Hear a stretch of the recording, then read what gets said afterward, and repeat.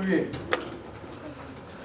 Ya, acabamos de entrar al capítulo 6, que es el capítulo de los terremotos grandes, fuertes.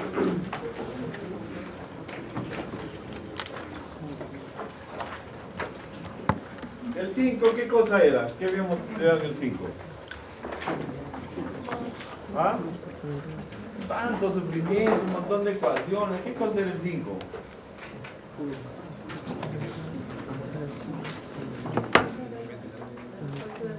Era el capítulo de los terremotos de Disney, donde todo es amor, felicidad, diversión, la gente se alegra cuando hay esos terremotos porque se aburre menos, ¿no? Eso no es, la ingeniería no está hecha para resolver esos problemas. Si todo el capítulo 5 es lo que se cumpliría en terremotos que no causan daño. Ese es todo el capítulo 5. ¿Que tenemos que hacerlo? Sí, porque mucho de lo que vamos a manejar profesionalmente es a través del capítulo 5. Pero donde está la verdadera ingeniería es en el capítulo 6 y en el 7. Ya les he dicho, en otros países, a los que construyen y a los que diseñan edificios, les hacen comprarse un año de ingeniería sin respeto. Uno es hasta el capítulo 5, y luego 6 y 7 para nosotros, perdón, un ciclo es hasta el capítulo 5, y luego el 6 y el 7 es el segundo semestre de ese curso. Y se meten a la página de universidades de prestigio. Nosotros tenemos todo comprimido en un solo semestre. Tampoco no está grave. Pero bueno, hay que hacerlo honorablemente, como dirían los japoneses. Alguien tiene que ayudarme a leer. A ver, dale. Y otro va a interpretar, ¿no? Así que despiértese bien. Dale, dale. Respuesta inelástica de estructuras. Los sismos severos producen deformaciones tan diferentes en las estructuras que... ¿Tan qué? ¿Tan qué has dicho? Tan importantes en las estructuras. Ah, ya. Yo creo que estoy escuchando mal. Ya. Para asegurar su comportamiento elástico en estos eventos, sería necesario dotarlas de una elevada resistencia lateral. A ver, ¿eso me entienden? ¿Qué significa eso? No entiendo bien. Muy costoso, es muy costoso. Ya, claro. ¿Qué dice? Sería muy costoso. No, pero aquí no habla de lana, como diría. No hay nada de lana, está hablando de otra cosa. ¿Qué dice? Porque si no quieren que la estructura sufra daño, No, tampoco dice rígido. Un poco probable. A ver, escuchen, ¿ah? Tengo una varilla de acero. No les voy a decir la longitud ni nada, ni el área. Solamente les digo que esta varilla, cuando llega a 1 centímetro, comienza a fluir.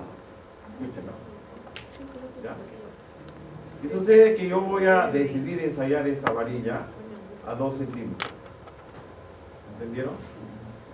¿Qué debería hacer con esa varilla?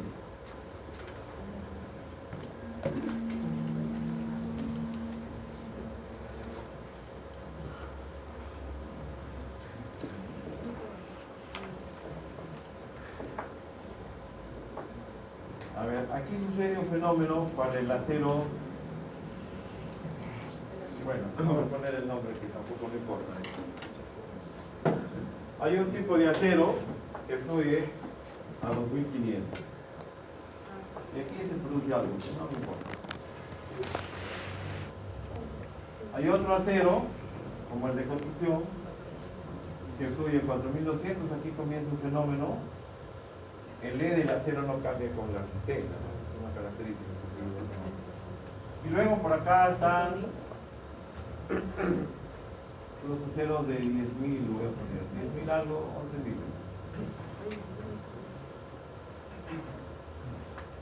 ¿No? Este acero que yo compré primero, el épsilon lo voy a poner entre comillas, es una barra.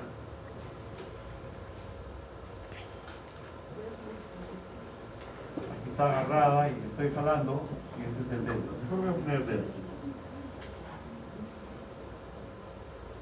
Entonces, ¿qué significa ese párrafo que está diciendo con esta figurita?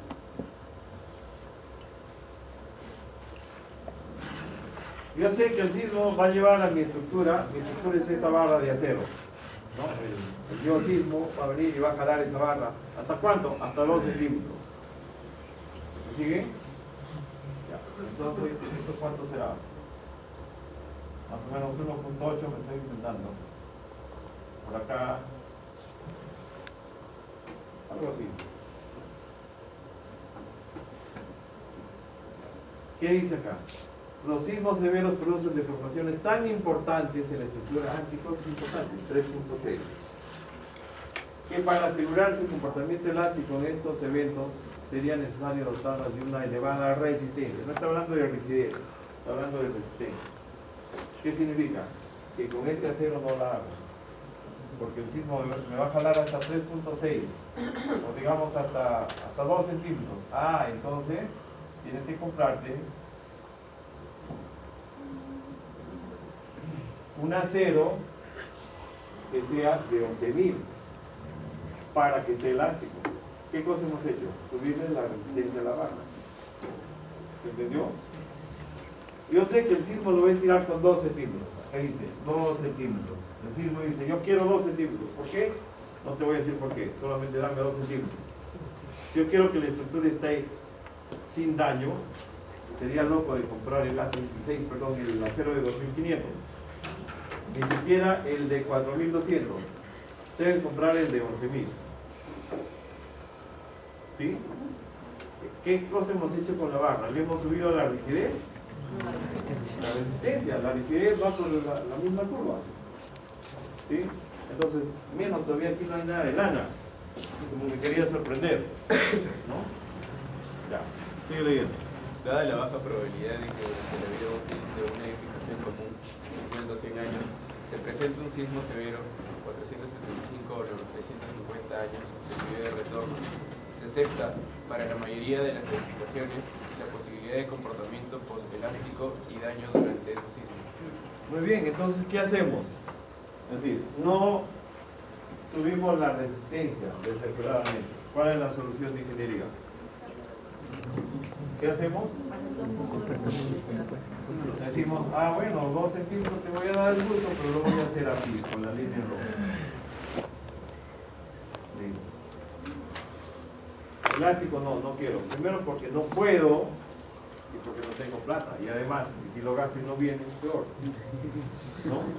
Pero si vienes, tengo mi seguro de vida. ¿Cuál es el seguro de vida? A ver usted. El tiempo de vida en un edificio 50 años. No. Esta es la clase, creo, de los loquitos, ¿sabes? No sé. Pero yo ya estoy un poco de Alzheimer avanzado. Cuéntale, ¿qué he preguntado? ¿Cuál es el seguro de vida? ¿Cuál es el seguro de vida? Sí. Es positivo, no decir. La parte inelástica. La parte inelástica. La parte inelástica. Que la estructura sepa comportarse hidalgamente más allá de la ley de Coulombs. Ese es el seguro de vida. ¿Está claro? Y la ingeniería que tenemos que hacer es para saber predecir cuánto se va a mover la estructura en el régimen inelástico. Eso es lo más fuerte. Porque si sería elástico, pues ley de Hooke, estoy aburrido, SAP 2000, ETAP 3000, ya, ¿qué importa? Con esa la hago. Pero el problema es que no va a ser elástico el comportamiento. Entonces, tenemos dos problemas ahí. Cómo saber predecir la capacidad de deformación de una estructura, y el otro es cómo saber cuánto le va a pedir el sismo. Son dos problemas, ¿no? Sigue, por favor. El comportamiento de las edificaciones durante sismos importantes es altamente complejo, no solo por su carácter dinámico, sino fundamentalmente por el cambio de las características de la propia estructura debido al deterioro progresivo durante los segundos que dura el evento. A ver, ¿quién quiere interpretar eso? Bueno. Las características de la estructura varían cuando estamos dando la resistencia. Ya, ¿qué cosa varía, por ejemplo? La rigidez, de hecho, ¿no es cierto? Si el concreto se me va moliendo, yo tengo que pensar en ese cambio durante los 100 segundos del terremoto, ¿no? Porque si no tomo en cuenta ese fenómeno, estoy haciendo cualquier cosa. No puedo decir capítulo 5 me sirve en este caso, porque ya no. Sigue, por favor. Tratar de anticipar el comportamiento de las edificaciones en sismos severos es un problema complejo. Tiene, además, un elevado nivel de incertidumbre, no solo en lo que se refiere al movimiento esperado en el suelo de cimentación, sino también en lo referente a las propiedades mismas de la propia estructura. A ver, entonces aquí tenemos que aclarar dos palabras que están ahí. Dice que es complejo y dice que tiene un elevado nivel de incertidumbre. ¿Qué cosa es? A ver, algunos términos.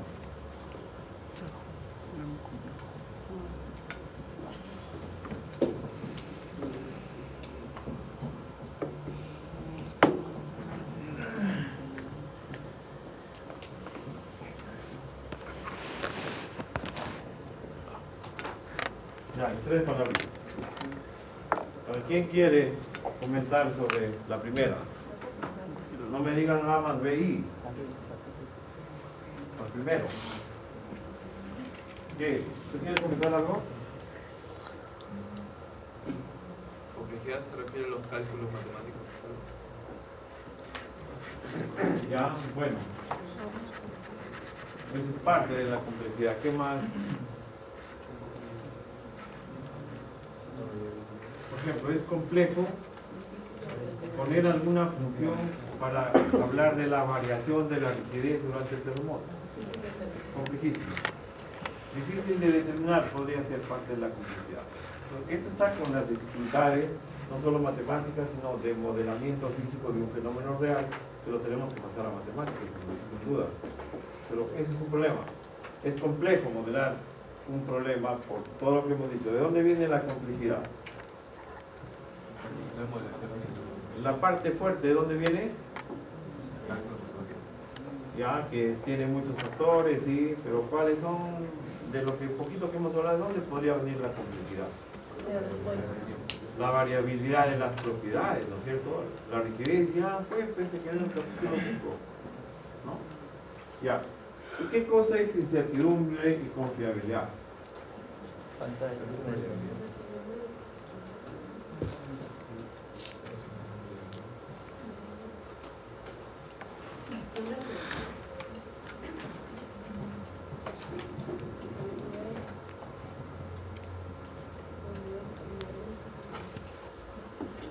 A ver eso. Imagínense una viga o un puente de un solo tramo con 2 apoyos. Si yo conozco la carga, entonces digo el momento máximo es ese que está ahí. ¿Hay incertidumbre en ese cálculo? Sí. ¿Ah? Sí. ¿Cuál? La carga distribuida. Ya, la carga distribuida, pero ya. No voy a poner puente, un depósito. Un depósito que tiene un techo y meto todo ahí. Ya. ¿Hay incertidumbre?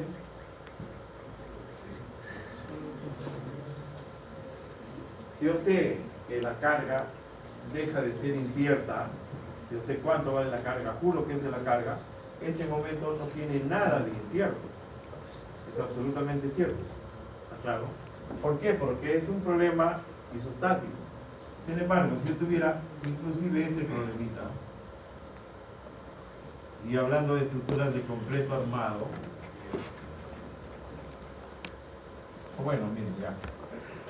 Voy a seguir hablando de este problema, ¿no?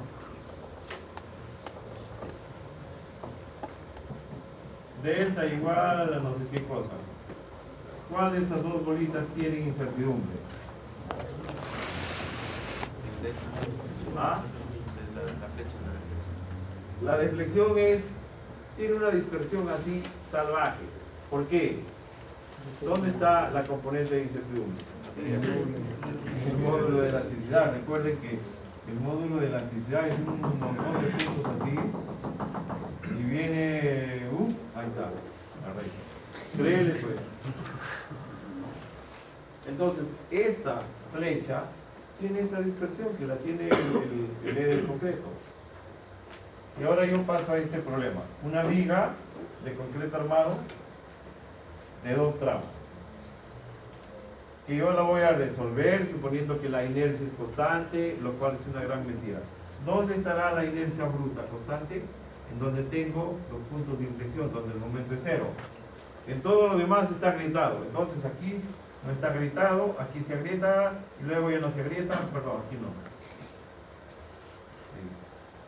Cero de grieta, se agrieta, deja de agrietarse, se agrieta, y etc. Es decir, cuando yo resuelvo y saco el diagrama de momentos, ya estoy aceptando que la confiabilidad no es 100%, que mis resultados son inciertos. En una triste viva, con una carga, sin decir nada. ¿Me entienden? Cuando yo digo mi momento es 100, ¿sabe Dios si será 100?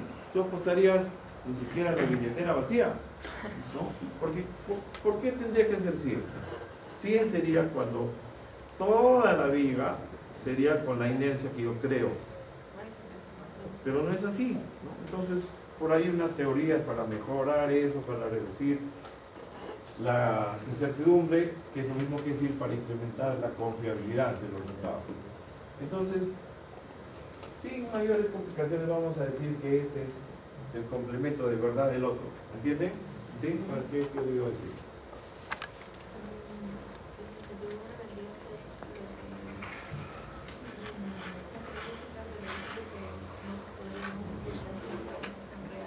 Ya, eso... Ya, es decir, hay cosas que calculamos, por ejemplo, una viga isostática, a mí qué me importa cómo sea el agrietamiento, el momento vale omega L cuadrado entre 8, ¿está claro? Pero si A es isostática, los resultados dependen de qué, de cómo varía la inercia, ¿no?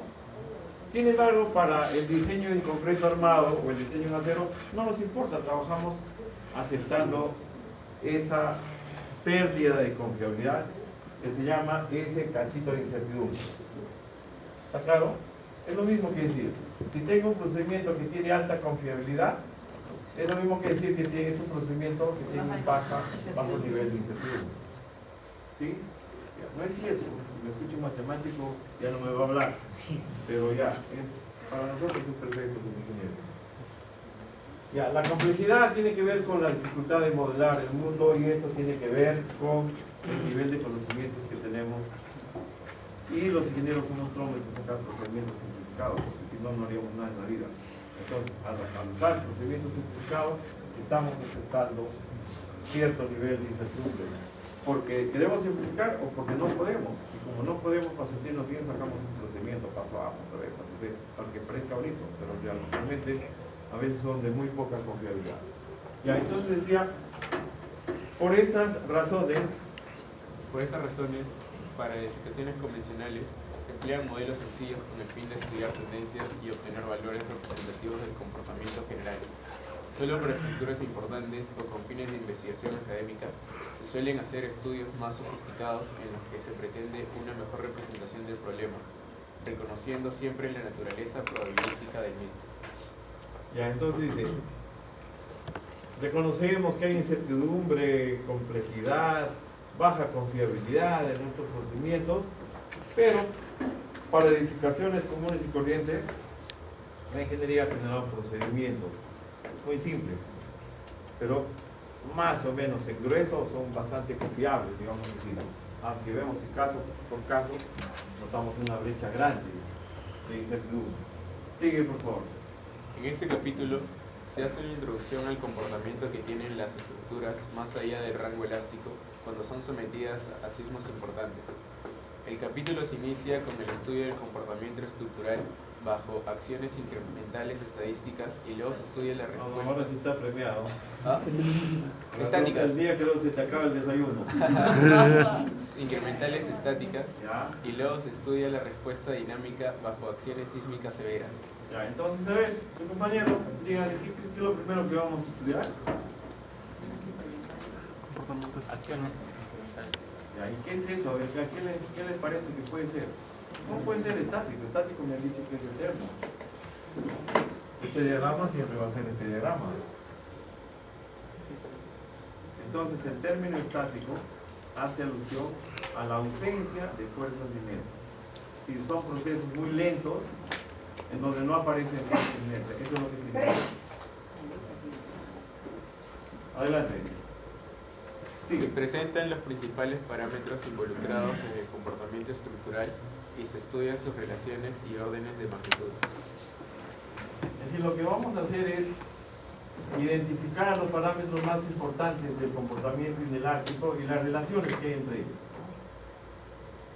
Muy bien, entonces vamos a pasarnos, vamos a dejar esta figurita ahí, luego vamos a regresar sobre ella.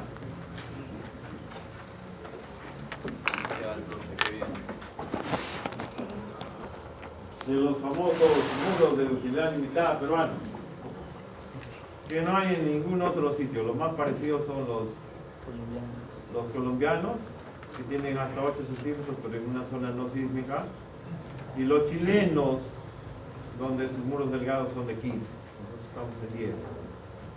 Entonces aquí tienen un muro de espesor de 10 ensayado en el laboratorio. Ahí está el espécimen, tiene 3 fierritos de media en cada extremo, tiene una mallita de 3/8 cada 25, construido en el laboratorio de la Católica, con todas las de ley, con todas las supervisiones del caso. Ahí está durante la construcción. Obviamente, para que se pueda llenar este muro de 10 centímetros de ancho, el concreto tiene que ser casi un caldo, ¿no? Miren el plano, 8 pulgadas. Se tiene que vibrar el muro, etcétera, etcétera. Esto es una vibración por golpe desde afuera. Y cuando se desencofra, se cura. Y miren, ¿ah? Ahí está. Es decir, ¿dónde? En el Palacio de las Ciencias de la PUC. ¿No? ¿Ustedes se imaginan qué sucede en las obras? De todo se ve ahí, de todo, ¿no? Ya, pero ahí está. Es decir, es una muestra de la realidad. Hay cosas que se pueden arreglar, pero hay cosas que donde la segregación ya no se puede hacer nada. Es decir, un bolsón de ahí de arena sin piedra, ya pues ya fue. Bueno, y luego, a ver, este es el sistema de ensayo. Acá hay unas gatas que empujan el muro. Aquí está apareciendo un poquito de gata. Que empujan el muro y la gata reacciona contra todo este armatoste de acero, ¿no? Esta es una losa muy pesada, muy rígida. Bueno, entonces se comienza a mover el muro en 2 sentidos, haciendo este tipo de ensayo. ¿Es estático? Sí. ¿Es incremental? Sí. Solamente que hay de 2 tipos, que vamos a ver ahorita. Se hace 18 ciclos. Primero se comienza con esta amplitud, luego se hace más grande la amplitud, más grande, y se llega hasta, aquí está en deriva y aquí está en desplazamiento lateral de 20 centímetros, 25 centímetros, ¿sí? Milímetros. ¿Entiende? Ese muro que mide 2,50 más o menos se desplaza hasta 25 milímetros, o sea, casi 1%. Pregunto, ¿cómo creen que se va a ver el muro cuando tenga 1% de inclinación, de deriva?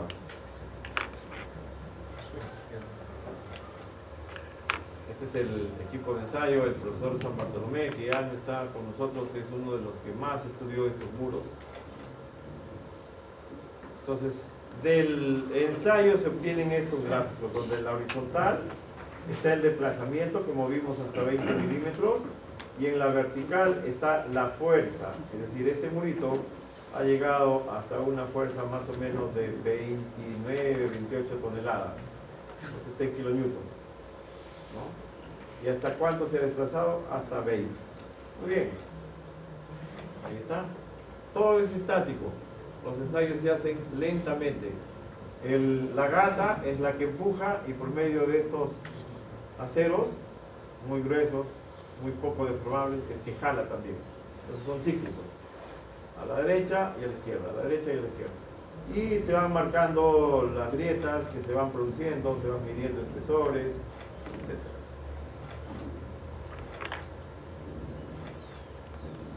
Ya esta es una etapa de deterioro en el talón. Ya llega al 1%, está en 0.8 por mil, perdón, en 8 por mil. Miren, el talón completamente roto.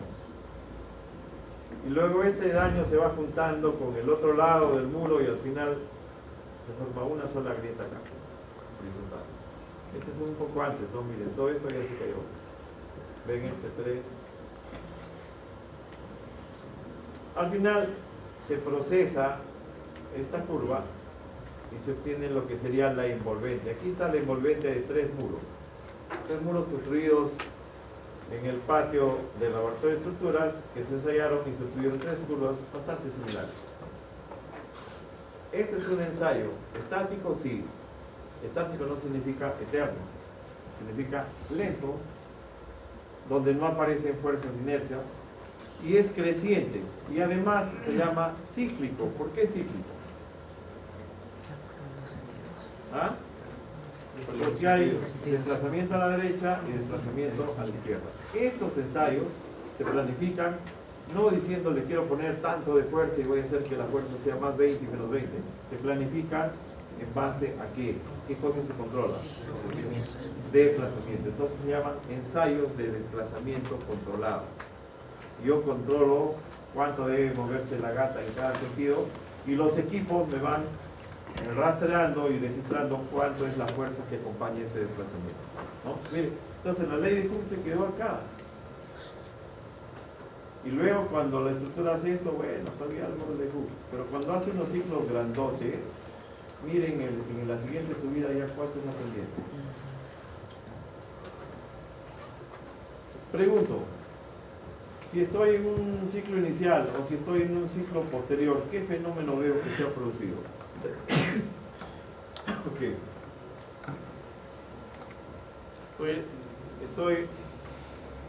Cuando hablo de ciclo inicial y final, vamos a ver, aquí está la programación de ciclo.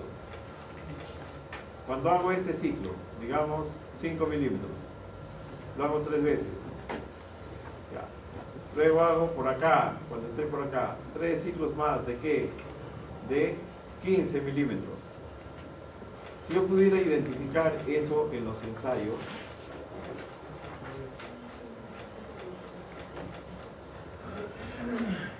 por acá está el de 5 milímetros, ahí está el de 5, ¿lo ven? Y el de 15, te he venido por acá, así. ¿Qué fenómeno se ha producido?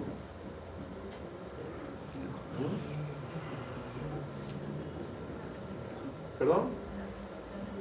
Ha bajado la rigidez, ¿no es cierto? ¿Sí? ¿Está claro? Entre 5 milímetros, que es este ciclo que se ve pedacito, y el de 15, ya se perdió la rigidez bastante. ¿Hasta ahí está claro? ¿Sí? Y ahora, si yo quiero comparar el 5 con el 20, a ver, ¿qué otro fenómeno veo? O entre el 5 y el 15, ¿qué sí ha seguido subiendo? ¿Ah? La fuerza, efectivamente. Aquí estaba en 5 y tenía esta fuerza, ¿no? Más o menos. Cuando me voy a 15, la fuerza es más grande. Ahora sí te digo, entre 15 y 20, ¿qué ha pasado? ¿La rigidez ha seguido bajando? ¿Ah? Claro que sí. Cuando voy a 15 hasta por acá, cuando voy acá hasta 20, me voy con menos pendiente al inicio. La rigidez ha bajado, ¿sí? ¿Y qué otra cosa ha cambiado? ¿Perdón? La resistencia. Aquí cuando llego a 15, en algún instante paso por ¿cuánto? Por 25 de fuerza, 25 toneladas. Sin embargo, cuando llego a 20 ya bajó la fuerza. ¿Se entendió? Entonces, este es un fenómeno que acompaña no el aspecto dinámico, porque esto es estático, sino esto se puede ver desde ¿qué? Desde el comportamiento cíclico. Cuando hago ensayos cíclicos de desplazamiento incremental, algunas estructuras, o bueno, todas las estructuras pierden rigidez y algunas estructuras como estos muros, para etapas grandes de desplazamiento, pierden inclusive resistencia. ¿Se entendió el concepto? ¿Sí?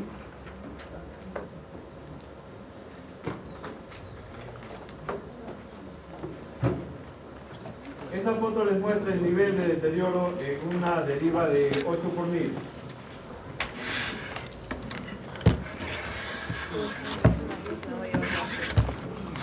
A partir de estos ensayos fue que el ingeniero San Bartolomé sugirió, y así quedó en la norma peruana, que los ingenieros que diseñen estos edificios no dejen que la deriva de los edificios pase de 5 por 1000. Y así ha quedado. Bien, ahí no vamos a quedar.